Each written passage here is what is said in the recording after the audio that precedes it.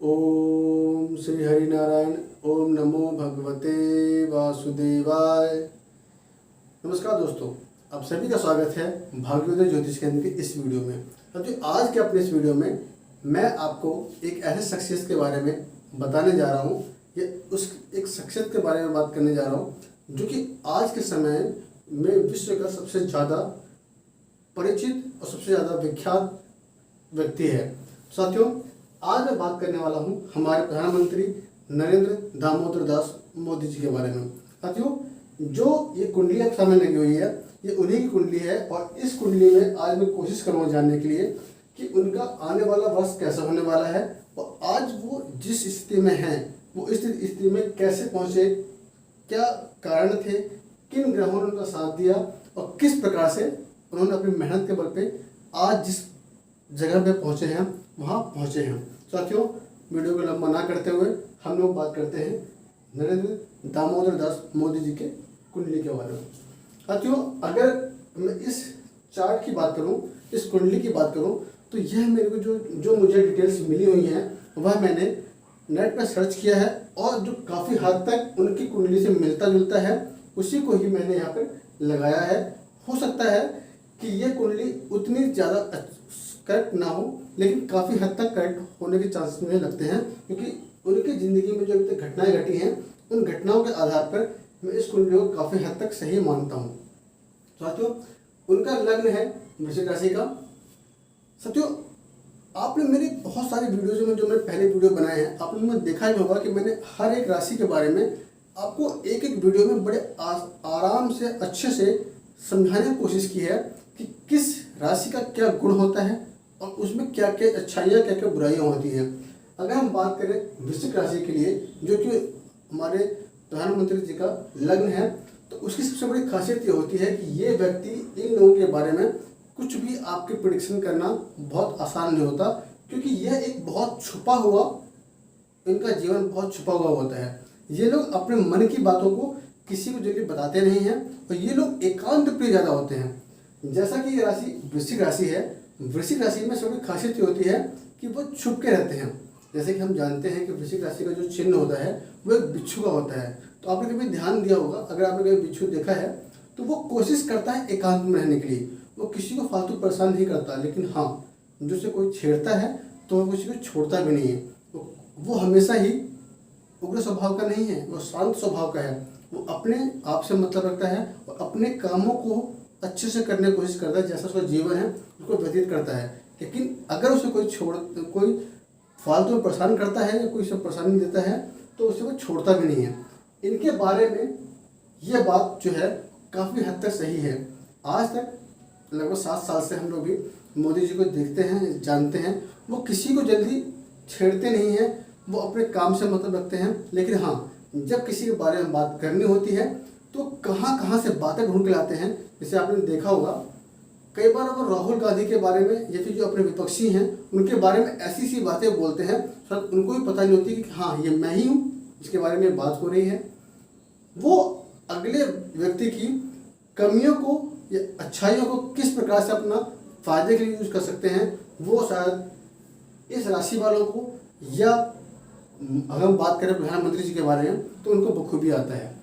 लग्न का जो मालिक है मंगल, वह भी लग्न में बैठा हुआ है और साथ में चंद्रमा साहब बैठा हुआ है। तो यहाँ पे एक बहुत अच्छा योग जो हम चंद्र मंगल योग बोलते हैं वह इस कुंडली में बना हुआ है, जो कि बहुत ही अच्छा है। हाँ, मैं मानता हूँ कि लग्न इनका ज़्यादा अच्छा नहीं, कमज़ोर है, लेकिन अष्टक वर्ग में उनको लग्न में 30 पॉइंट मिले हुए हैं, जो कि काफ़ी अच्छे माने जा सकते हैं। यह व्यक्ति अपने आप में बहुत स्ट्रांग है और जो भी ये निर्णय लेता है उस पर अडिग रहता है। अष्टक वर्ग के बारे में मैंने आपको अपने पिछली वीडियो में बताया था। मैं आज भी थोड़ा बहुत परिचय आपको इसके बारे में दूंगा कि हम अष्टक वर्ग से किसी कुंडली को किस प्रकार देखते हैं। अष्टक वर्ग के जो बिंदु होते हैं उनको मैंने कुंडली के चारों तरफ लिखा हुआ है। तो अब हम बात करते हैं मोदी जी के बारे में कि किस प्रकार से उनको आज पदवी मिली है, कैसे मिली है। लग्न इनका बहुत ज़्यादा स्ट्रांग नहीं है, लेकिन यहाँ पर लग्न बैठा हुआ है, एक बहुत अच्छा योग है। साथ में मंगल साथ बैठा हुआ है, चंद्र मंगल योग बनाता है, जो कि काफ़ी अच्छा और बहुत ही मायने रखने वाला एक योग है। और बात करें यहाँ पर मंगल अपनी राशि में ही बैठा हुआ है, वो भी केंद्र में बैठा हुआ है, तो कहा जाता है कि जब मंगल अपनी राशि में बैठा हो और वो भी केंद्र में बैठा हो तो एक रुचक नाम का योग बनाता है, जो कि जिस भी जातक के कुंडली में रुचक योग बनता है वह व्यक्ति काफ़ी ज़्यादा साहसी, बहुत ज़्यादा अच्छे डिसीजन लेने वाला, जिस डिसीजन को लेता है उसको पालन करने वाला और बहुत ज़्यादा हिम्मती होता है। उसके अंदर बहुत कुछ करने की क्षमता होती है, जो कि शायद हमारे प्रधानमंत्री के अंदर बखूबी दिखती है। अब हम बात करें इनके कुंडली में 11वें भाव में चंद्रमा और सूर्य बुध एक साथ बैठे हुए हैं, बुधादित्य योग बना हुआ है, जिससे कि हमें ये कंफर्म होता है कि यह व्यक्ति हमेशा अपने इनकम के बारे में बात करता है। तो हम जैसा जानते हैं कि हमारे प्रधानमंत्री जी के पास जितना भी इनकम होता है वो देश की सेवा के लिए लगाते हैं। आज तक जितना मैंने सुना भी है कि उन्होंने आज तक जो भी कमाया है वो अपने देश के ऊपर ही लगाया हुआ है। तो उन्होंने काफ़ी हद तक देश की सेवा के लिए ही काम किया है। और अगर हम बात करें इस कुंडली की तो उनके 11वें भाव में बुधादित्य योग बना हुआ है और अष्टक वर्ग में इन्हें 36 पॉइंट मिले हुए हैं। सबसे ज़्यादा पॉइंट उनको अष्टक वर्ग में उनके 11वें भाव को मिले हुए हैं। और 11वें भाव से हम लोग किसी भी व्यक्ति का, हर किसी जातक का हम लोग आय देखते हैं, उसका इनकम कितनी होगी। तो इस व्यक्ति के अंदर हमेशा पैसा कमाने की लालसा हमेशा रहती है। अब यह किस प्रकार से अपने देश को फायदा दे सकता है, यह सब यहाँ से देखने को मिल सकता है। साथियों, इसके अलावा हम देखें तो यहाँ पे चंद्रमा के केंद्र में बृहस्पति जी बैठे हुए हैं, वो भी सुख भाव में बैठे हुए हैं। लग्न का और सुख भाव का एक अच्छा मेल जोल रखा है, जो कि एक योग बनाता है, जिसको हम लोग गज केसरी योग बोलते हैं। गज केसरी योग जिस भी जातक के कुंडली में होता है वह जातक बहुत ज़्यादा धनी होता है, उसके पास अच्छा मकान होता है, बड़ी बड़ी गाड़ियाँ होती हैं। गज केसरी योग का जो मतलब है, गज मतलब हाथी, केसरी मतलब घोड़े, यानी जिस भी जातक कुंडली में गज केसरी योग बनता है वह जातक हाथी घोड़ों को रखने वाला होता है। अतः हम देखते भी हैं कि हमारे प्रधानमंत्री जी हैं वो बहुत छोटे परिवार में पैदा हुए थे, लेकिन आज के समय में वो देश के नहीं दुनिया के सबसे ताकतवर लोगों में से एक है। तो साथियों, ये कुछ ऐसे योग थे जिसकी वजह से हमारे जो प्रधानमंत्री जी हैं वो एक अच्छे पदवी में पहुंचे और उन्होंने काफ़ी अच्छा नाम किया। अपना नाम तो क्या ही किया, साथ में देश को जहां देश पहले था उससे कहीं ज़्यादा ऊंचाई पे ला दिया। अगर मैं बात करूँ इस कुंडली की, इस कुंडली में कुछ एक ऐसे योग बनते हैं जिसे हमें देख के लगता है कि हाँ, इस व्यक्ति के अंदर कुछ तो खास था। जैसे 10वें भाव में सूर्य की राशि में शनि बैठे हुए हैं। शनि को हम लोग जनता का कारक बोलते हैं और वहाँ पे शुक्र बैठे हुए हैं साथ में। शुक्र और चंद्रमा आपस में बहुत अच्छे मित्र हैं।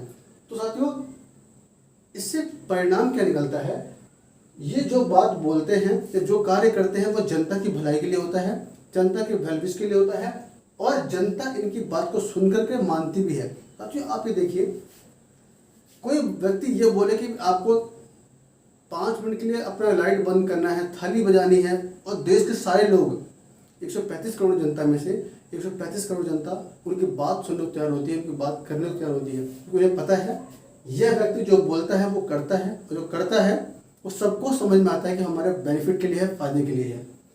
तो साथियों, ये कुछ एक ऐसे योग थे जिसकी वजह से हमें यह लगता है कि ये कुंडली उन्हीं की ही है। अब इस कुंडली में हम एक और देखने लायक है। हम लोग ये देखते हैं कि इन्होंने आज तक जो भी कार्य किए हैं, भले ही देश की भलाई के लिए किया है, लेकिन इनके ऊपर कई सारे लांछन लगते रहते हैं, इनके ऊपर आरोप लगते रहते हैं, धोखाधड़ी के नहीं, चोरी के नहीं, लेकिन सांप्रदायिक दंगे का जैसे गोधरा में हुआ, फालतू का उनके ऊपर आरोप लगा। बाकी और भी बहुत सारे केस ऐसे थे जो उनके ऊपर सिर्फ इसलिए लगे क्योंकि उन्होंने कोई अच्छा कार्य किया था। तो उसके लिए हम देखते हैं इनका 5वें भाव में राहु बैठा हुआ है। राहु का 5वें भाव में बैठा होना यानी कि उसको पिछले जन्म से जो अपने कर्माजित फल लेकर के आए हैं उनमें कहीं ना कहीं ग्रहण है। और उसके बाद 5वें भाव से बैठ करके राहु उनके 9वें भाव को देखता है, जो कि भाग्य भाव का है। कई बार इनके ऊपर मिथ्या आरोप भी लगते हैं, लेकिन इस व्यक्ति के अंदर सबसे बड़ी खासियत क्या है कि इसकी पूरी कुंडली को हम देखें तो एक औसत माना जाता है कि 24 अंक से लेकर के 26 अंक किसी भी व्यक्ति के सामान्य जीवन को बताता है। अगर अष्टक वर्ग में आपके कुंडली में 24 से लेकर 26 जो अंक मिले हुए हैं तो वो एक सामान्य अंक हैं। तो अब हम इनकी कुंडली को देखें तो सिर्फ 2 ही भाव ऐसे हैं जहाँ पे कम पॉइंट मिले हैं। एक तो इनका 12वां भाव और पंचम भाव। तो आपको पता ही है 12वें भाव से इनको शायद जो हम लोग बोलते हैं कि सैया सुख या फिर मतलब जो मैरिटल जो इनकी लाइफ होती है उसका सुख इनको नहीं मिला है। उसके बाद पंचम भाव जिससे हम किसी भी व्यक्ति या जातक का बच्चों का देखते हैं कि उनके कितने बच्चे होंगे, बच्चे किस प्रकार के होंगे, तो वो देखते हैं। तो यहाँ पर कुल 20 पॉइंट मिला हुआ है। तो ना तो इनके कोई बच्चे हैं और ना ही इनको ऐसा कोई सुख मिला हुआ है। तो इस तरीके से हम लोग कुंडली को देखने की कोशिश करते हैं तो काफ़ी हद तक मुझे लगता है ये कुंडली उन्हीं की ही है। और हम बात करते हैं अब इनकी दशा और अंतर दशा के बारे में। तो अभी इन्हें चंद्रमा की दशा में जो कि प्रारंभ हुई थी नवंबर 2011 से और अभी नवंबर 2021 तक इनकी चंद्रमा की दशा होने वाली है। अब हम बात करें चंद्रमा की दशा की तो चंद्रमा यहाँ इनका भाग्येश है। भाग्येश होकर लग्न में बैठा हुआ है जो कि बहुत अच्छा योग है। एक तरह से एक राजयोग बना सकते हैं, बता सकते हैं हम लोग। तो यहाँ पे इस 10 साल की अवधि में ये 2 बार प्रधानमंत्री चुने गए। इनकी जो प्रसिद्धि थी बहुत ज़्यादा बढ़ी। तो अब हम बात करते हैं कि इनका आने वाला समय कैसा होने वाला है। तो साथियों अब दिसंबर 2021 से लेकर के दिसंबर 2028 तक इनका मंगल की दशा शुरू होने वाली है और मंगल इनका लग्नेश है जो कहीं हद तक इनका फेवरेबल भी है और इनके लिए बहुत अच्छा होने वाला है। मैं यहाँ पे इस चीज़ को देख करके मुझे ये लगता है क्योंकि अगला जो चुनाव होने वाला है वो मंगल में जब बृहस्पति का अंतर दशा होगी उस समय में अगला चुनाव होगा जो कि 2024 के आसपास में होगा। और उस चुनाव में हम देखें तो इन्हें एक बार फिर से बहुमत मिलने की संभावना मुझे दिखती है इनके हिसाब से। और अब हम बात करते हैं कि आने वाला जो समय है उनके लिए, ये आने वाला जो वर्ष है उसके लिए मैंने की वर्ष पर की कुंडली बनाई है। इस कुंडली से हमें क्या क्या मिल सकता है जो आने वाले एक वर्ष में या आने वाले कुछ समय में प्रधानमंत्री के साथ हो सकता है। साथियों लग्न में इनके बृहस्पति और शनि बैठे हुए हैं जो कि एक बहुत अच्छा योग है। शनि अपने खुद के घर में बैठे हुए हैं। लग्न जैसा कि मैं बताया कि यह साल इनके लिए बहुत अच्छा होने वाला है क्योंकि यह साल जैसा इनके लग्न चार्ट में लग्नेश लग्न में बैठा हुआ था वैसे ही इनकी इस वर्षफल में लग्नेश लग्न में बैठा हुआ है जो कि एक बहुत अच्छा योग है।